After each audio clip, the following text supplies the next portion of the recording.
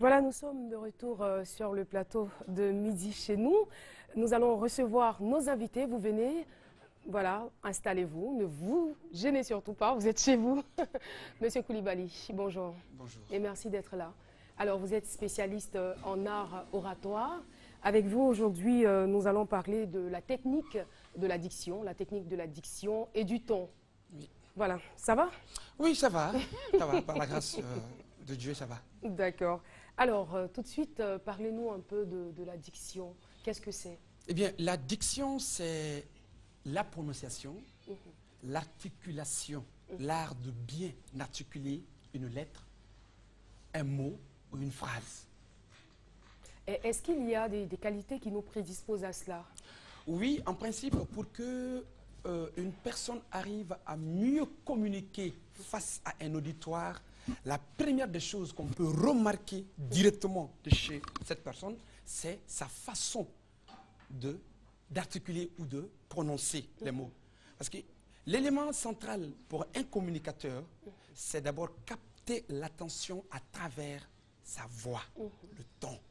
Et quand vous manquez ces éléments, difficilement vous n'arriverez pas à être ce qu'on appelle une icône en matière de communication verbale, gestuelle ou orale. Mais aujourd'hui, quel est l'intérêt d'être une icône en matière de communication verbale si on n'est pas forcément dans le domaine, si on n'est pas communicateur à la base, si on n'est pas marketeur, si on n'est pas journaliste? Pourquoi est-ce qu'on voudrait, par exemple, acquérir ce don de bien parler? Eh bien, vous êtes animatrice.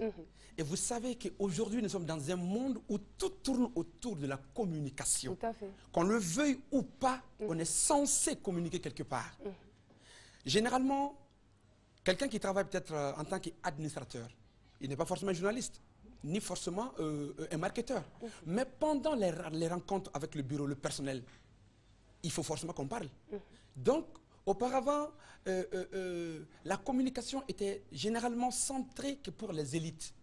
Mais aujourd'hui, le monde dans lequel nous nous retrouvons, on est obligé, pour ne pas dire demander, de communiquer partout où on passe. L'homme, généralement, est respecté à ce qu'on appelle cette fascination des autres en fonction de sa qualité.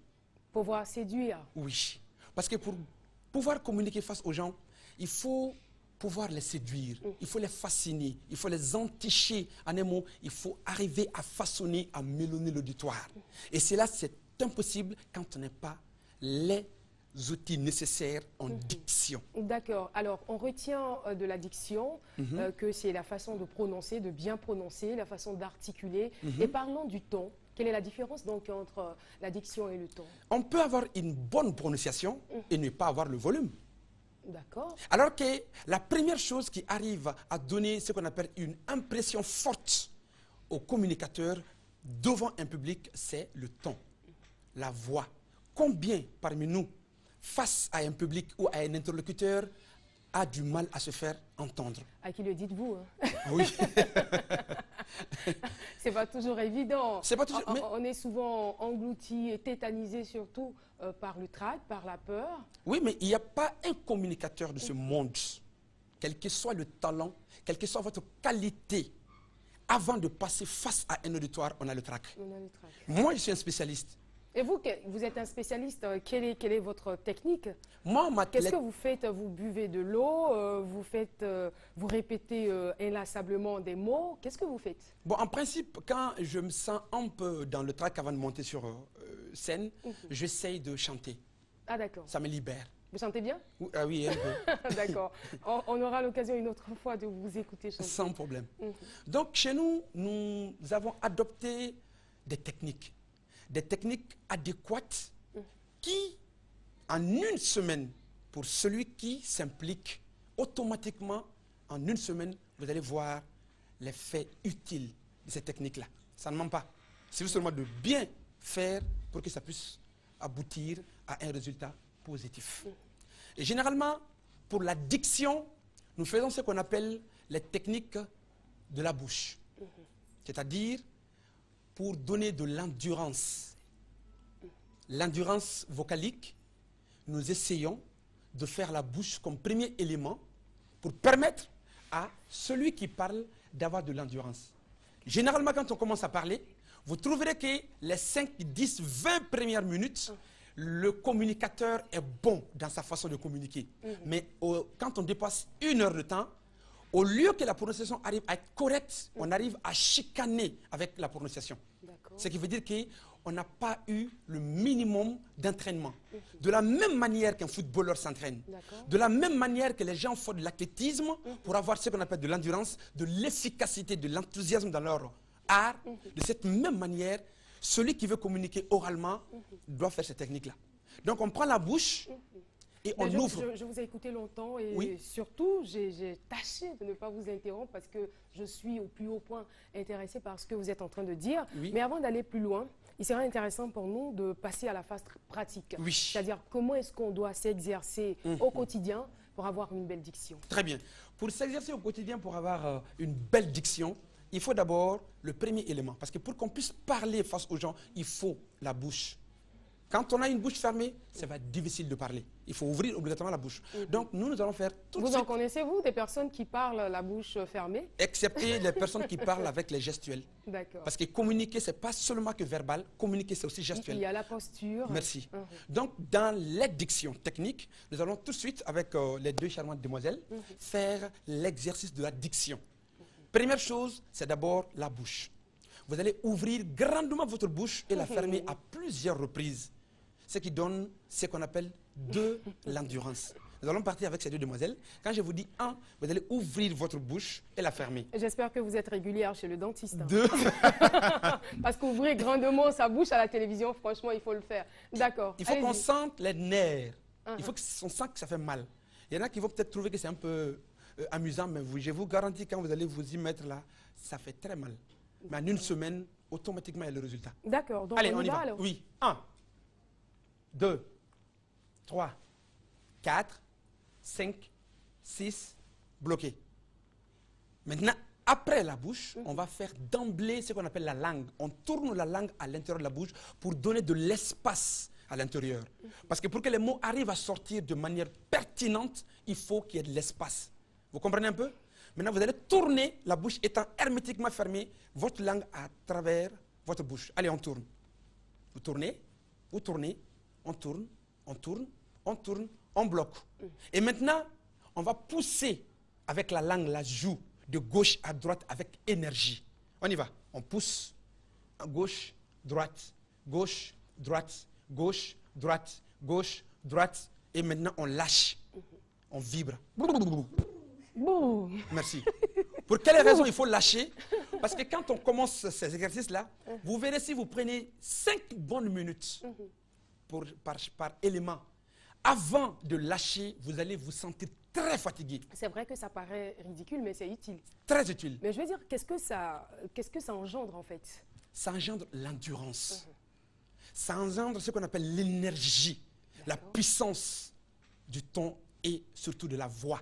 Parce qu'une bonne diction équivaut à articuler de manière efficace pour que celui qui est face à toi, automatiquement, se sente déchiré par la puissance du verbe. J'espère que les téléspectateurs se sentent déchirés par la puissance de votre verbe. Hein, je l'espère bien. Avec le temps. D'accord. Donc, au-delà de ces éléments, nous allons encore continuer, parce qu'on n'a pas fini. Il y a ce qu'on appelle la mâchoire inférieure. Parce que sur le visage, la physionomie de l'homme, il y a beaucoup de nerfs qui dorment. Et pour que l'individu arrive à mieux parler, il faut réveiller ces nerfs-là. Et tant que ces nerfs dorment, ça va empêcher votre qualité. Donc ça peut vous emmener par exemple à balbutier. À 100%. Pourquoi vous allez, à tutuber. Vous allez remarquer, voilà. des fois, vous êtes plus apte à vous exprimer, c'est plus fluide. Oui. Mais il arrive aussi parfois que vous avez la parole très lourde. Ça, c'est dû à ce qu'on appelle la langue lourde. Ah d'accord. Et tout de suite, là, nous allons faire des exercices qui vont rendre la langue plus au manque d'exercice. Oui, manque d'exercice. Un bon footballeur, dans un terrain, est-ce qu'il peut être efficace s'il ne s'entraîne pas? Quel que soit son talent. Merci. C'est la même manière chez un communicateur qui veut séduire son auditoire. Donc nous allons voir la mâchoire inférieure où on va ouvrir légèrement la bouche et zigzaguer la mâchoire de gauche à droite et après de dedans en arrière. J'aimerais bien voir ça. Allez, on y va. On va zigzaguer ensemble. Voilà, comme ça.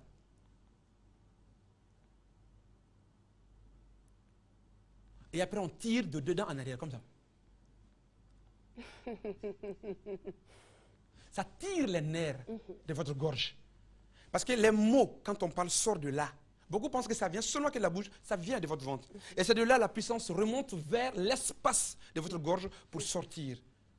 Vous allez remarquer, beaucoup de personnes ont du mal à parler devant 10 personnes et se faire entendre. Pourquoi? C'est dû à leur ton. Le ton, il est trop faible? Oui, il y a des tons qui sont très fins. D'autres tons sont flexibles, justes, et il y a des tons graves. Le ton flexible, comment est-ce qu'on peut le C'est-à-dire un ton décrire? qu'on peut adapter à n'importe quelle situation, à n'importe quel public. Je suis devant 2 personnes, je dois faire en sorte que le ton arrive à être adapté à ces 2 pour ne pas les gêner dans l'écoute. Je suis face à 100 personnes, 100 micros, il va falloir que j'arrive à hausser le ton pour que celui qui est par derrière arrive à sentir que je suis juste face à lui. Hausser le ton sans crier? Oui, hausser le ton sans crier. Et là, nous allons tout de suite faire ça avec ce qu'on appelle les voyelles A, E, I, O, U, le stylo étant entre les dents. Ça va, même pour ceux qui ont Je du crois mal. que la technique du stylo, elle est la plus connue. Hein. Ah oui, beaucoup en La font. plus connue. D'accord. On me demande de vous passer. Voilà. ce Nous crayon. mettons le stylo entre les dents, comme ça. Un stylo ou un crayon? Que ce soit un stylo, le crayon et tout ça, vous mettez ça entre vos dents. Et quand vous avez ça entre vos dents, vous allez essayer d'abord de faire ce qu'on appelle la vitesse de la prononciation. Souvent, en élève, quand on regarde un peu les annonces, on n'a que 30 secondes. Tout à fait. Et en 30 secondes, il faut dire les l'essentiel. spots, il faut Merci. aller très vite. On appelle ça la célérité communicationnelle. D'accord. Et c'est ce que nous allons voir tout de suite avec la vitesse de la prononciation, à travers les A, E, I, O, U. Et il faut forger pour qu'on arrive à sentir au niveau de votre gorge. Plus vous faites bien, vous forcez la chose, plus vous allez terminer net, naturellement, quelque chose va se produire, vous allez commencer à tousser, ça ne ment pas. Et c'est tout de suite et maintenant. Gare à vous si vous ne toussez pas après. Non, mais hein. comme c'est elles sont déjà habituées à la chose, donc on peut comprendre. Donc on va aller avec les voyelles. Vous allez suivre les mouvements de main, 2 bras, ok? Voilà. On y va à 1, 2, 3, on y va 1, 2, 3. A, E, I, O, U. A, E, I, O, U. A, E, I, O, U. A, E, I, O, U. A, E, O, U. A, E, O, U. A, E, O, U. A, E, O, U. A, E, O, U. A, E, O, U. A, E, O, U. A, E, O, U. Stop. Surtout, n'ayez pas peur, hein, c'est juste des exercices. Merci. Peut-être, Et maintenant, on va prendre le volume. Quand on fait la vitesse, on fait le volume. Le volume, c'est avec le A seulement. De la même manière qu'on peut réguler le volume de la radio, de cette même manière, l'homme peut aussi façonner son volume pour que quand il est face aux gens, il arrive à tanguer avec la parole, mais sans pour autant tomber. Parce que communiquer avec une bonne diction, c'est savoir jouer avec les mots. C'est savoir jouer avec le ton. Quand je vous dis tout de suite, bonjour mesdames, mesdemoiselles et messieurs, honorables invités, chères animatrices, mais chez nous, si la figure fait la beauté ou le charme d'une statue, l'action et le savoir-faire font celle de l'homme. Vous dites ça avec grâce face à un public. Automatiquement, ils sont entichés par les mots. Et ils seront. Et si vous le disiez autrement, ça n'aurait pas le même effet, non, ça c'est clair. mesdames et messieurs, bonjour. Madame l'animatrice, bonjour. Si la figure fait la beauté d'un statut, ou imaginez un peu la façon avec laquelle je parle. Quand on parle comme ça, De en façon ligne, linéaire. merci, ça ne donne pas ce qu'on appelle l'attirance. Il n'y a pas de charme. Il y a pas, merci, il n'y a pas de l'esthétique, il n'y a pas de beau dans ça. Mais quand on parle avec chicanerie, avec zigzaguerie communicationnelle, là, quand on vous suit, quand on vous regarde, on est fasciné. On veut vous écouter, même des heures et des heures. Et c'est ce que nous allons essayer tout de suite de faire avec le volume. Wow. Je sens qu'au sortir de cette émission, je vais faire un tabac fou dans l'animation. Vous mettez le stylo entre les dents et nous allons essayer de travailler le volume. À 3, on est parti avec le volume A. 1, 2, 3.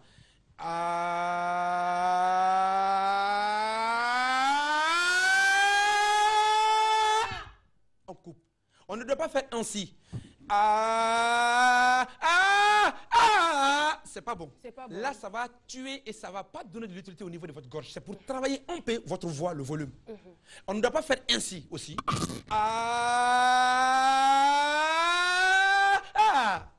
C'est pas bon. Qu'est-ce qu'on doit faire? La meilleure façon, c'est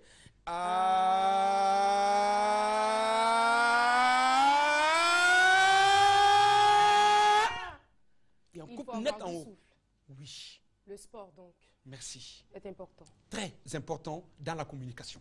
Vous avez une opportunité de passer face à un public pour un exposé ou pour une conférence, il faut faire le minimum d'entraînement, sport à la maison avant de sortir. Ça va vous aider à tétaniser ce qu'on appelle le trac, stress, émotion ou la peur. Quand on est en pleine forme, on se sent gagneur et on est combatif, on combat. Donc au-delà de ces petits exercices, nous allons voir ce qu'on appelle l'exercice de la mâchoire inférieure, mais à travers les phrases mnémotechniques de la phonaison. Et ce sera le dernier exercice pour ce jour. Merci. Et là, généralement, beaucoup ont du mal à improviser. Quand on a une réunion ou bien on est dans une conférence, on a des questions, on veut parler, on veut se faire donner ce qu'on appelle, on veut se faire apprécier par ceux qui sont là. Mais on manque ce petit couac de prendre le micro et de faire son speech ou de tchatcher. Donc, nous allons faire ces phrases-là, vont permettre aux gens, d'improviser, d'être beaucoup plus intelligents, parce que ce sont des répétitions. 3, c'est des phrases aussi qui ont une chance pour d'autres qui ont des problèmes au niveau de ce qu'on appelle la maladie qu'on appelle angine. Ah d'accord. Oui, la diction, d'emblée, quand tu te mets pendant une semaine, si vous êtes quelqu'un qui est tout en maladif avec l'angine, automatiquement, ça tue à 100%. Ou il y a des gens qui ont des problèmes d'audition. Un bon remède pour l'angine. Oui, des gens qui ont des problèmes d'audition aussi, automatiquement, ça soigne ça. Okay. Il n'y a pas très longtemps, j'ai fait une formation au niveau de l'université où un étudiant avait ce problème-là depuis l'enfance. Mais à travers la diction, le jour de la remise des diplômes, il est venu dire que, ah franchement, cool, je te remercie. J'avais ce problème depuis longtemps, mais aujourd'hui, c'est parti. D'accord. Et il est resté. Alors, on va faire ça comment? Par exemple, je vais demander à ces deux demoiselles de répéter après moi ces phrases-là. Si. Allez-y. 606. 606. Si. 600 cigares. 600 cigares. 606 aussi. 606 aussi. Sierron. 606 cigares. 606 cigares. Que lit. Que lit. Lily. Lily. Sous ce lit-là, las. Sous ce lit là. Lily liade. Lily. Il n'est rien Il n'est rien. que ni net ne nie. Ni net ne nie. Que ni nos veneneuses invocations. Que ni nos veneuses invocations. Dis-moi petit pot de beurre. Dis-moi petit pot de beurre. Quand deux petits pots de beurre riseras-tu? Quand de deux petits Pots pots de de beurre beurre. riseras-tu? Je mets des petits pots de beurre riserai. Je me deux petits pots de beurre riserai. Quand tous les petits pots de beurre, Quand tous les petits pots de beurre. ce seront des petits pots de beurre risé. Ce seront des petits pots de beurre risé. Dis donc Dina. Dis donc Dina. Du dindon du dindon. Du dindon du dindon. Dis donc de Dordogne. Du dindon de Dordogne. Natacha pas son chat pacha. Natacha pas son chat pacha. C'est qui fâcha Sacha. C'est qui facha. Elle a ri, hein. Bien sûr. Ça veut rien dire. Bien sûr. Mais on appelle ça des phrases bizarres. mnémotechniques de la phonaison. En mettant le stylo entre les dents, en lisant ces phrases à la maison, en mettant le stylo entre les dents, en lisant des parties de livres à la maison, en 1-2 semaines, improviser, il n'y a absolument pas à dire. À la différence des animaux, l'homme a le don de la communication verbale.